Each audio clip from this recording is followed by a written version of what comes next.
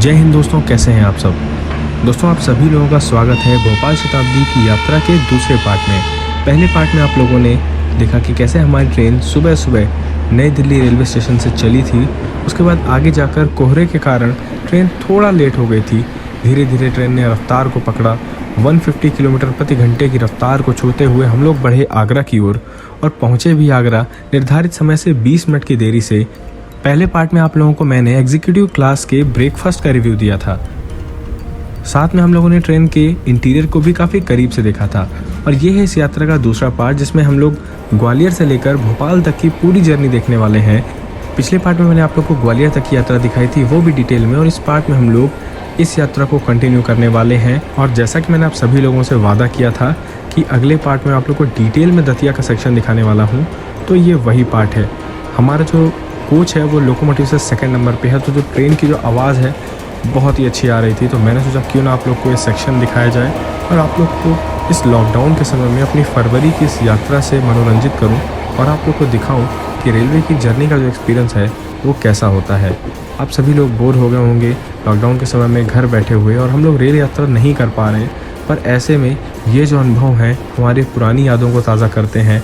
और ये है भारत की सबसे पहली और आज भी भारत की सबसे तेज़ शताब्दी एक्सप्रेस, जो कि नई दिल्ली से हबीबगंज के बीच में चलती है, हमारी भोपाल शताब्दी एक्सप्रेस, जिसकी maximum permissible speed 150 kilometre per hour है। दोस्तों, बहुत ही अच्छी ट्रेन है, इसमें यात्रा करके मुझे बहुत ही अच्छा लगा। तो आप लोग तो मेरे साथ इस जर्नी एक्सपीरियंस को पूरा देखने ही वाले हैं, पर मैं बताना चाहूँगा जो लोग व्लॉग देखना चाहते हैं, जो लोग सीधा ट्रेन के रिव्यू और एक्सपीरियंस पे जाना चाहते हैं, उनको मैं बता दूँ कि आप लोग 7:30 पे जा करके व्लॉग की शुरुआत कर सकते हैं। स्टार्टिंग का हिस्सा मैंने डेडिकेटली रेल फैंस के लिए रखा है, ताकि आप लोग ट्रैक साउंड को एंजॉय कर पाओ और रेल जर्नी को एंजॉय कर पाओ। साथ में मेरा नरेशन तो आप लोग के साथ है ही, और हमेशा चैनल पे कहानी सीरीज़ आती रहेंगी। ऐसे ही कहानी में मेरी आप लोगों से बातें होती ही रहेंगी। ये जो सेक्शन है इसकी सुंदरता बहुत ही अलग है। जो लाइन है वो एक दूसरे से काफ़ी दूर होती हैं, लगातार कर्व आपको देखने को मिलते हैं। जो दूसरा ट्रैक है जो कि दिल्ली की ओर जा रहा है, वो आप देख सकते हैं कितनी दूर था अभी, और हम लोग मुड़ते हुए बढ़ रहे हैं उस ट्रैक की ओर। और एक सेक्शन तो ऐसा भी आता है, एक हिस्सा ऐसा भी आता है जहाँ पे ट्रैक हमारे सिर के ऊपर से भी गुजरता है, तो देखने में काफ़ी अच्छा लगता है। और इस रूट पर अगर आप ट्रैवल कर रहे हैं तो ग्वालियर से झांसी के बीच के इस सेक्शन को ज़रूर ही देखिएगा, मिस मत कीजिएगा। एकदम एक्टिव रहिएगा विंडो में, ताकि ये चीज़ें आपसे मिस ना हो जाए, क्योंकि लगातार आपकी ट्रेन मुड़ेगी और ये सब जो चीज़ें हैं देखने में बहुत ही खूबसूरत लगती हैं। मैं एक रेल फ़ैन की नज़र से बता रहा हूँ, और आप लोग रेल फ़ैन हैं तो कमेंट सेक्शन में ज़रूर लिखिएगा। जो लोग मुझे इंस्टाग्राम में फॉलो करना चाहते हैं वो फॉलो कर सकते हैं। मेरी इंस्टाग्राम आईडी है द ट्रेन गुरु, वहाँ पर भी मैं ऐसी अपडेट्स डालता रहता हूँ, साथ में अपनी पर्सनल लाइफ से रिलेटेड चीज़ें भी वहाँ पोस्ट करता रहता हूँ।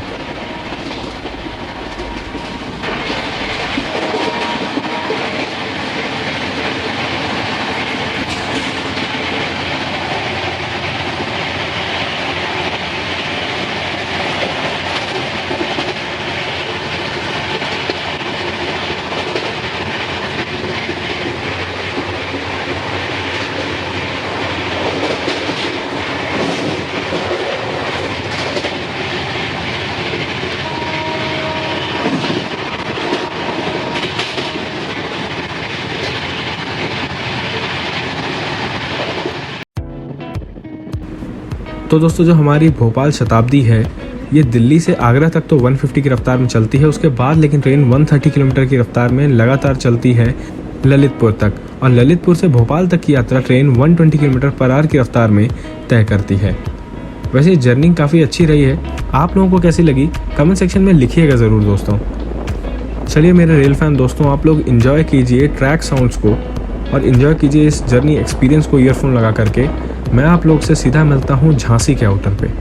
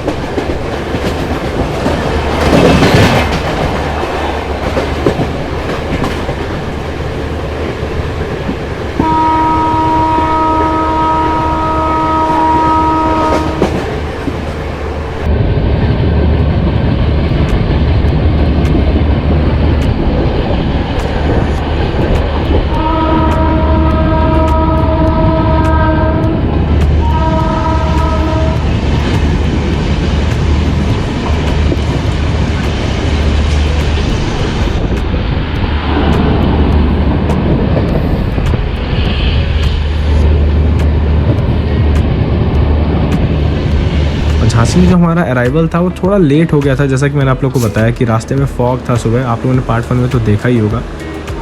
और झांसी हमारी ट्रेन अब पहुंच चुकी है दोस्तों।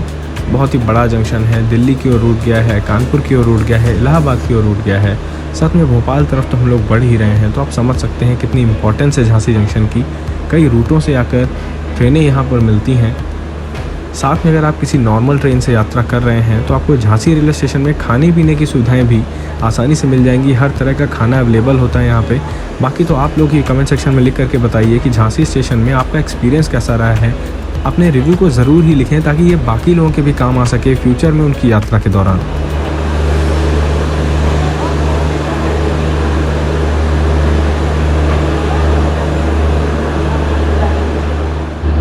तो दोस्तों निर्धारित समय से 15 मिनट की देरी से हम लोग आ चुके हैं झांसी। 10:45 का एक्चुअली अराइवल है यहाँ पे, पर अभी 11 बज चुके हैं। ट्रेन 20 मिनट लेट थी, 5 मिनट की कवर कर पाई है। लगातार बहुत ही बढ़िया रन रहा है। आपने तो देखा ही होगा जो आउटर में हमें ट्रेन मिली थी वो थी गोरखपुर लोकमान्य तिलक एक्सप्रेस, और वो जो जिस ट्रैक से आ रही थी वो कानपुर से आ रहा था, यानी मेरे गांव से आ रहा था। तो झांसी इसलिए जंक्शन है क्योंकि यहाँ पे कई सारे ट्रैक्स मिलते हैं, जैसे कानपुर की लाइन हो गई और हमारी दिल्ली की लाइन हो गई। ये दोनों मेन लाइन है। चलिए अब समय हो चुका है यहाँ से चलने का भी। कई सारे यात्री यहाँ उतर चुके हैं। देखते हैं झांसी से डिपार्चर। और अगर आप लोग झांसी आ रहे हैं तो झांसी में किला ज़रूर देखिएगा, और हमारी रानी लक्ष्मीबाई झांसी से और सारे टूरिस्ट प्लेसेस भी हैं। तो अगर झांसी आने का प्लान बने तो ज़रूर आइएगा, अच्छी जगह है।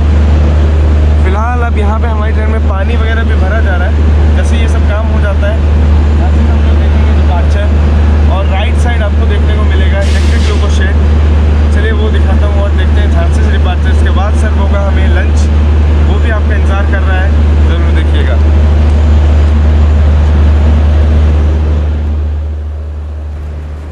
दोस्तों जो हमारी ट्रेन नंबर 12002 नई दिल्ली हबीबगंज शताब्दी एक्सप्रेस है, टोटल 708 किलोमीटर्स को 8 आवर्स 25 मिनट्स में कवर करती है। और अपनी इस यात्रा के दौरान ट्रेन 150 किलोमीटर पर आवर की स्पीड को नई दिल्ली से आगरा वाले सेक्शन में तय करती है।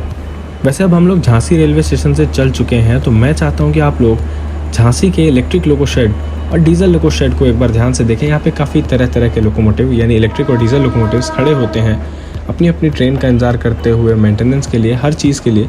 तो एक बार ध्यान से देखिएगा।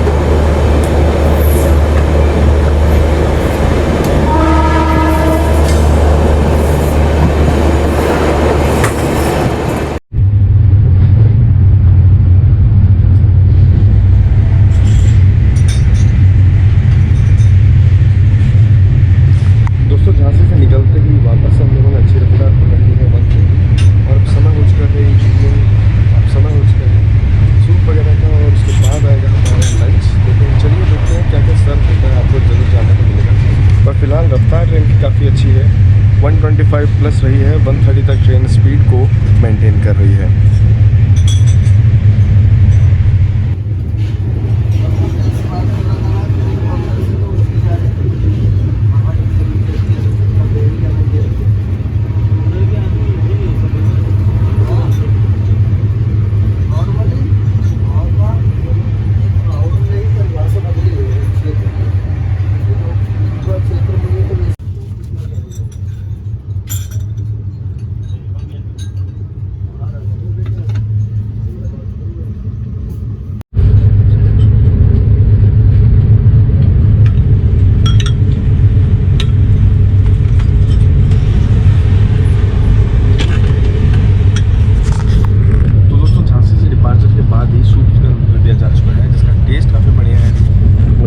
चिकन सूप और इसमें सारी वेजिटेबल आप देख सकते हैं आप करीब से।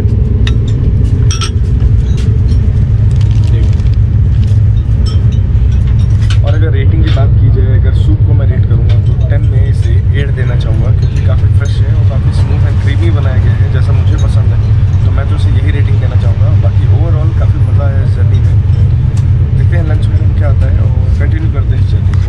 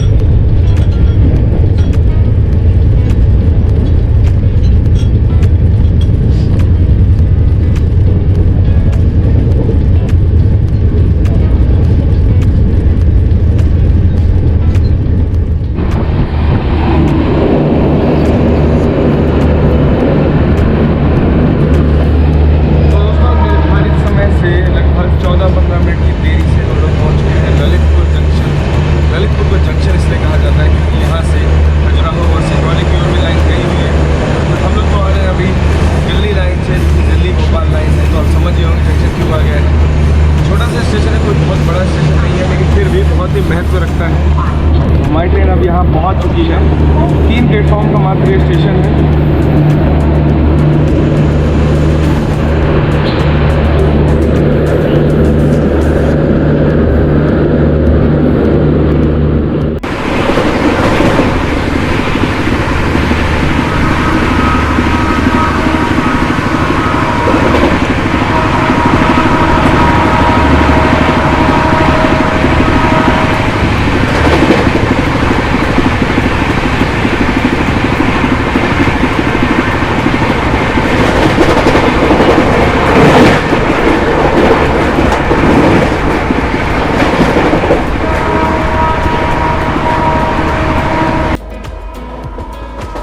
दोस्तों अभी हमारी ट्रेन बीना जंक्शन को पार कर रही है और आप लोग सोच रहे होंगे बीना को जंक्शन क्यों कहा जाता है और ये लाइन जो आप देख रहे हैं कहाँ से आ रही है। तो दोस्तों बीना को जंक्शन इसलिए कहा जाता है क्योंकि यहाँ से न्यू कटनी जंक्शन की तरफ ट्रैक गए हुए हैं, यानी रेवांचल तरफ, और कई ट्रेनें यहाँ से भोपाल से आने वाली, मुंबई तरफ से आने वाली डाइवर्जन लेकर के उस रूट में बढ़ जाती हैं। फिलहाल हम लोग बढ़ रहे हैं भोपाल की ओर और हमारी शताब्दी को बीना जंक्शन में स्टॉप नहीं दिया गया है। और एक ख़ास बात ये भी है कि हम लोग यहाँ पे अब हाई प्रायोरिटी का स्किप करने वाले हैं और एक ट्रेन हमारा इंतज़ार कर रही है जिसे हम ओवरटेक करने वाले हैं। इस वीडियो को मैं आप लोग को डेडिकेटली पहले भी दिखा चुका हूँ, तो इस बार आपको एक काम करना है कि आप लोग को बताना है कि ये कौन सी ट्रेन है।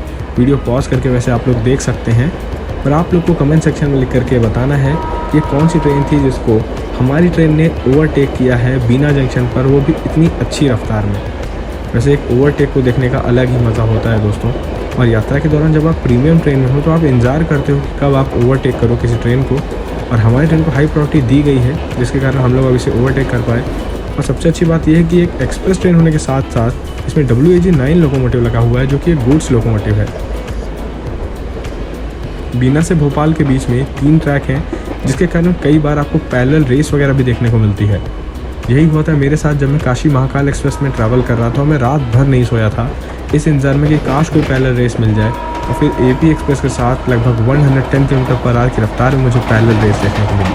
जैसे कि आप देख सकते हैं यहाँ भी गुड्स ट्रेन के साथ हमारी पैरेलल रेस चल रही है, बस हम पैरेलल रेस के तौर पर नहीं गिनेंगे क्योंकि ये गुड्स ट्रेन है और हम लोग सुपर फास्ट भोपाल शताब्दी एक्सप्रेस में है। अगर आप लोग काशी महाकाल एक्सप्रेस के साथ हमारी पैरेलल रन को देखना चाहते हैं जो कि 110 km/घंटे की रफ्तार में थी, तो नीचे लिंक डिस्क्रिप्शन में दिया हुआ है, वहाँ से आप आराम से उस जर्नी को एंजॉय कर सकते हैं। बहुत ही कमाल की रेस थी वो दोस्तों।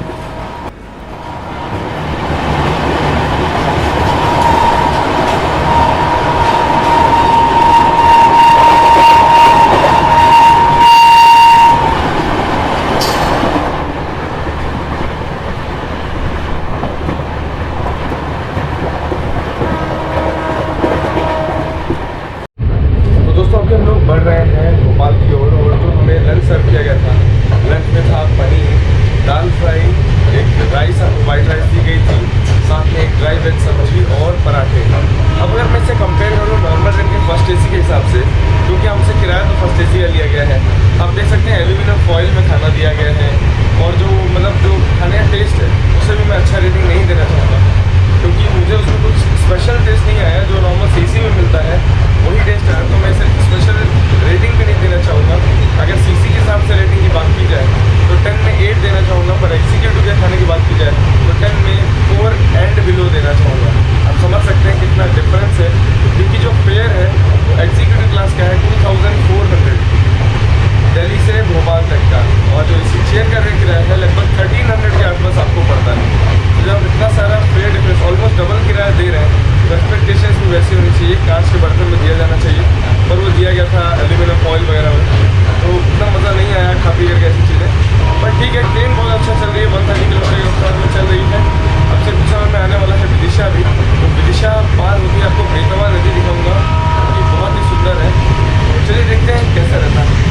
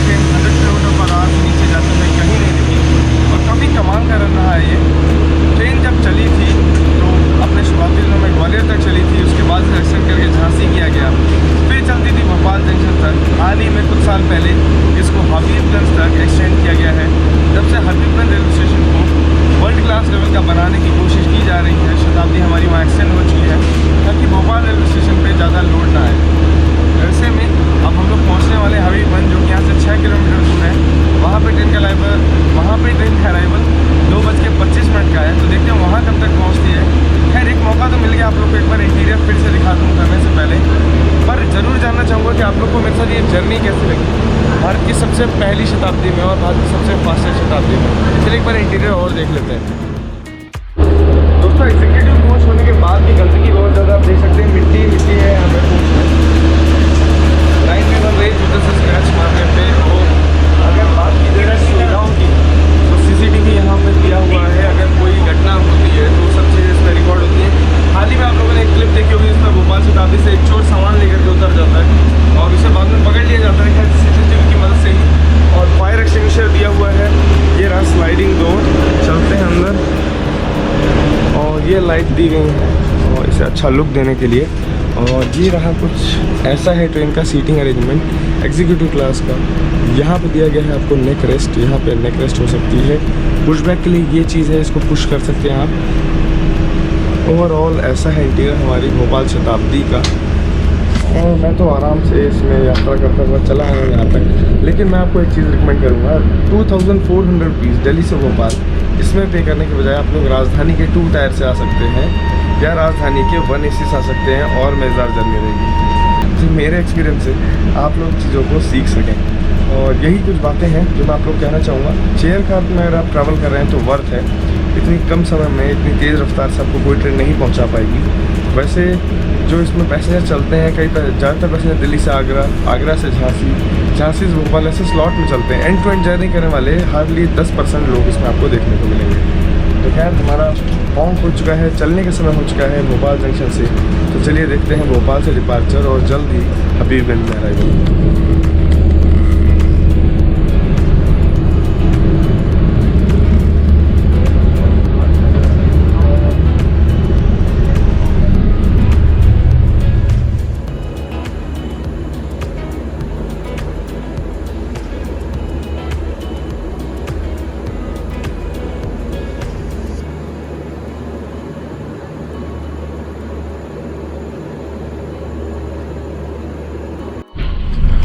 तो दोस्तों उम्मीद करता हूँ आपको ये जर्नी पसंद आई होगी मेरे साथ और ये वीडियो अच्छा लगा होगा।